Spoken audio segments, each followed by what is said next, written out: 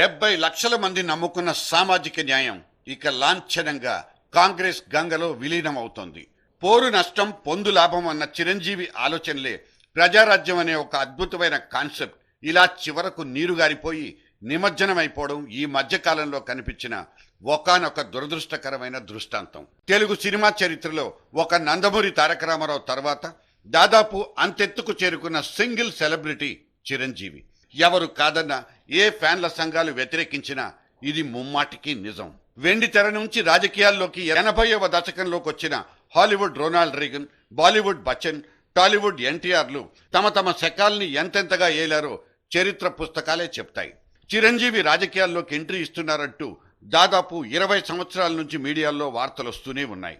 చివరాఖరుకు ఆయన రాజకీయ రంగ ప్రవేశం, పార్టీ ప్రకటన, జెండా ఆవిష్కరణ అన్ని ఆయన అభిమానులు ఆయన కొత్త సినిమా కోసం నెయిల్ బైటింగ్ సస్పెన్స్ తో ఎదురు చూసినంత స్థాయిలో జరిగిపోయాయి. చివరకు ఆయన పార్టీ ఎన్నికల ప్రచారం సైతం బ్యాలెట్ బాక్సులు బద్దలైపోతాయా అన్నంత ఆలోచనలు రేకెత్తించింది ఆనాడు. జయ జయప్రదం శుభ శుభ శుభప్రదం ప్రభాత సూర్య ప్రేరితం అనంత శక్తి పూరితం. ఆయన చివరకు విడుదల చేసిన ప్రజారాజ్యం సినిమా కేవలం రాష్ట్రంలో ఉన్న 18 థియేటర్లలో మాత్రం 70 లక్షల రూపాయల కలెక్షన్లు వసూలు చేసి బాక్సులు వెనక్కి పంపించింది. అయితే అందరూ దాదాపు కొత్త నటీనటులతో తీసిన ఒక సినిమా వైఎస్ చంద్రబాబు లాంటి సీనియర్ హీరోల సినిమాల సరసన ఆడాలంటే తమాషా కాదు. అందుకే చిరంజీవిది కూడా ఒక మోస్తరు ఆడిన యావరేజ్ సినిమాగానే విశ్లేషకులు ఆనాడు చెప్పుకున్నారు.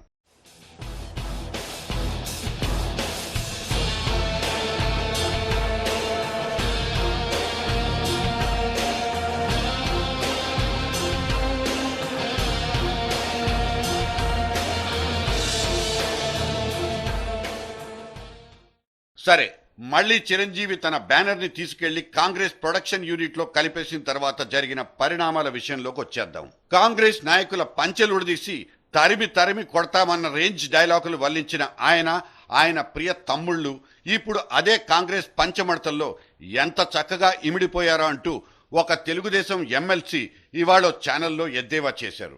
తాను చిరంజీవికి వీరాభిమానినంటూ చెప్పుకొచ్చిన ఆయన అదే చిరంజీవి తన సినిమాల్లో ఒక హీరోయిన్ ని కౌగిలిలో బంధించేసినట్లు ఆ కాంగ్రెస్ ధృతరాష్ట్ర కౌగిలిలో ఒదిగిపోయారంటూ చేసిన ఎక్స్ట్రా కామెంట్స్ వెటకారాన్నే తలపించాయి. అయితే ఇక్కడో విషయం ముచ్చటించుకోకుండా ఉండలేకపోతున్నాం. ఒక రాజకీయ పార్టీ ప్రస్తుత వ్యవస్థలో మనుగడ సాగించడం అన్నది, ముఖ్యంగా బతికి బట్ట కట్టడం అన్నది సదరు పార్టీ నాయకులకు ఉన్న అర్ధబలం అంగబలం మీదేనన్నది చిరు తెలుసుకున్న మెగా రహస్యమని వేరే చెప్పనవసరం లేదు. గంజి నుంచి బెంచి దాకా చూసిన చిరంజీవికి ఈ పాటి చిదంబర రహస్యం ముందే తెలీదా అంటూ ప్రశ్నించే వాళ్లకు చిరు ఈగో హర్ట్ అవ్వక మానదు. తనకున్న మెగా ఫ్యాన్స్ బలాన్ని, వాళ్లకు తన పట్లున్న విధేయతను ఓట్లుగా మార్చుకుని ఆలోచించిన మన మెగా అన్నయ్యలో ఆనాడు రాజకీయ పరిణితి లేదు. క్యాలిక్యులేటర్లు తప్పు చేయవు, కానీ వాటిలో ఎక్కించిన లెక్కలే తప్పులన్న విషయాన్ని చిరు తన చేతులు కాలిన తర్వాత కానీ తెలుసుకోలేదన్నది నిజం. ఆ నిజాన్ని ఆయన తెలుసుకున్న తర్వాతైనా కనీసం ఆకులు పట్టుకోకూడదన్న ఇంగితం ఆయనకు రాలేదా అంటూ ఎదురు ప్రశ్నిస్తే పాపం ఆయనేం చేస్తారు, ఏం చెప్పగలరు? తనకున్న మేధో బలంతో, సత్తాతో తన చేతులు కాలిన తర్వాత అవే చేతుల్ని నమ్ముకుంటే కనీసం సదరు చేతుల సాయంతోనైనా కొత్త జీవితాన్ని ప్రారంభించవచ్చున్నది ఆయనకున్న ఆలోచన కావచ్చు. ఆ ఆలోచనతోనే తన కాలిన చేతులతో కాంగ్రెస్ హస్తాల్ని అందుకున్నారు. పోరు నష్టం పొందు లాభం అన్న మిత్ర లాభపు హితోక్తిని బుర్రకెక్కించుకుని ఆ విధంగా ముందుకెళ్తున్నారు మన మాజీ మెగా హీరో. తాను ప్రజారాజ్యం పార్టీ పెట్టాలా వద్దా అనే రోజుల్లోనే చిరు సన్నిహితులు ఆయనకో సూచన చేశారని చెప్తారు. ఒకవేళ పార్టీ ఎన్నికల్లో పోటీ చేసి అధికారంలో గనక రాలేకపోతే మీరు ప్రతిపక్ష బెంచీల్లో కూర్చోగలరా? రాష్ట్రంలో తిరుగులేని ప్రేక్షకాదరణ కలిగిన నెంబర్ 1 స్థాయి నుంచి ఇలా రాజకీయాల్లోకొచ్చి ఎక్కడో సర్దుకుపోవాల్సిన పరిస్థితి వస్తే మీరు తట్టుకోగలరా? ఈ ప్రశ్నలకు జవాబుల్ని ఆనాడు చిరు ఆలోచించారో లేదో కానీ సరిగ్గా అదే పరిస్థితిని ఆయన రాజకీయాల్లోకొచ్చి తన పార్టీ ఓటమి పాలైన తర్వాత ఇప్పుడు ఎదుర్కొంటున్నారు. ఇక ఇదే ప్రశ్న చిరంజీవిలో ఒక అంతర్మథనానికి కారణమై ఉంటుందన్నది కొందరి వాదన. చిరంజీవికి మాత్రమే కాదు, ఎన్టీఆర్ వంటి వాళ్లు సైతం రెండోసారి ఎన్నికల్లో ఓటమి చూసిన తర్వాత చూసుకున్న దృశ్యం కూడా దాదాపు ఇదే. ముఖ్యంగా ఎన్టీఆర్ కు తన సొంత కుటుంబ సభ్యుల నుంచే ఆనాడు రాజకీయంగా ఎదుర్కొన్న చేదు అనుభవాలు నిద్ర లేకుండా చేసేశాయి. చిరంజీవిది సైతం ఇప్పుడు అటువంటి పరిస్థితే. సొంతంగా దీర్ఘకాలం తన పార్టీని నడిపించడం అంత సులువైన పని కాదు. అందుకు ఎదుర్కోవాల్సింది కూడా అటువంటి రాజకీయ రంగంలో దశాబ్దాల పాటు స్థిరపడిపోయిన కాంగ్రెస్, తెలుగుదేశం అనే పార్టీలను, వాటి ఎత్తుగడల్ని. తనతో పాటు గెలిచొచ్చిన 17 మంది ఎమ్మెల్యేలు తనతోనే ఉంటారనే నమ్మకాలు లేవు. తనకు అధికారం లేని రోజున అటువంటి ఎమ్మెల్యేలంతా ఏదో ఒక రోజు ఇబ్బంది పెట్టక మానరు. అటువంటి పరిస్థితి ఎదుర్కొని తన తలను మరింత కిందకు దించుకోవడం కంటే ఇంకో రకమైన ఎత్తుగడ చేయడమే మంచిదనే ఆలోచనే చిరంజీవిని తన పార్టీ విషయంలో పునరాలోచింపచేసింది. మొదటిది, బయట నుంచి అధికార కాంగ్రెస్ పార్టీకి మద్దతివ్వడం. రెండోది, తన పార్టీని అదే కాంగ్రెస్ లో విలీనం చేయడం. కాంగ్రెస్ పార్టీకి ఆనాడున్న పరిస్థితుల్లో తన అవసరం లేదు కాబట్టి అటువంటి నేపథ్యంలో తనకు తానుగా లొంగిపోయి నేను బయట నుంచి మద్దతిస్తున్నానంటూ ప్రకటిస్తే కాంగ్రెస్ కాకులు కుళ్ళబొడిచి మానసికంగా చంపేస్తాయి.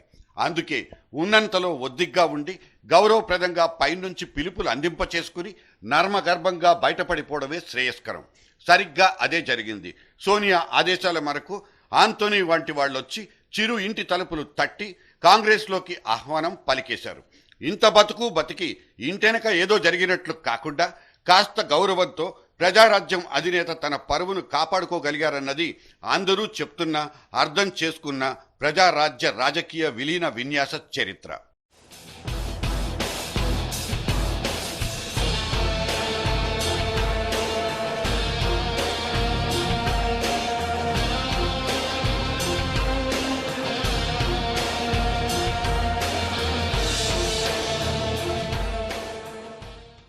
ఇక చిరంజీవి సైన్యానికి 2 మంత్రి పదవులు రాష్ట్ర క్యాబినెట్లో దక్కిన కథ కూడా తెలిసిందే. కానీ ఆయనకు మాత్రం కేంద్ర మంత్రి పదవి వస్తుందంటూ ఆయన మనుషులే ఊదరకొట్టేశారు. ఈ ఉప్పందుకున్న మీడియా ఎప్పుడెప్పుడంటూ ప్రతిసారి గుడ్డుకు ఈకలు పీకి ఎటకారాలు చేయడం మొదలు పెట్టేసింది. తమ బలగంతో జగన్ ఎమ్మెల్యేలు ప్రభుత్వాన్ని కూల్చేయాలని చూస్తుంటే సదరు కాంగ్రెస్ భారతంలో ద్రౌపది వస్త్రాపహరణ సన్నివేశాల నుంచి ఈ చిరుకృష్ణ పరమాత్ముడు ఆదుకున్న విధానం రక్తి కట్టించింది. రుణం తీర్చుకుంటామంటూ నోటి చివర మాటలన్న కాంగ్రెస్ ఏరు దాటిన తర్వాత తెప్ప తగలేసే తన నిజస్వరూపాన్ని ప్రదర్శించబోయింది. ఓ 2 మంత్రి పదవులిచ్చి బుజ్జగించి బొజ్జో పెట్టేయాలని ప్రయత్నిస్తోంది. ఇదిగో ఇప్పుడు ఈ కీలక సంరంభాలకు అధికార ముద్ర వేసేస్తే ఒక పనైపోతుంది. చిరంజీవికి అసెంబ్లీలో ఉపనాయకుడి బ్యాడ్జ్ తగిలిచ్చేస్తే ఆయన కూడా ముందు సీట్లో కూర్చోవచ్చు, లేకపోతే వెనక బెంచీలే. ఇవన్నీ ఎవరు కాదన్నా నిష్ఠురమైన నిజాలే. చిరంజీవికి రేపు రాజ్యసభ సీటిచ్చి కేంద్ర మంత్రి పదవిని ఇస్తారా అన్న విషయం ఇక్కడ కాంగ్రెస్ పార్టీ ఇంకో ఝలక్ తింటే కానీ తెలీదు.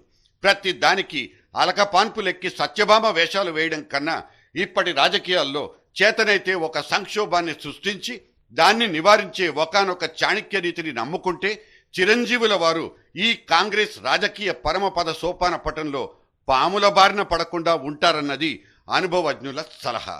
చిరు విత్ స్నేక్స్ అండ్ లాడర్స్.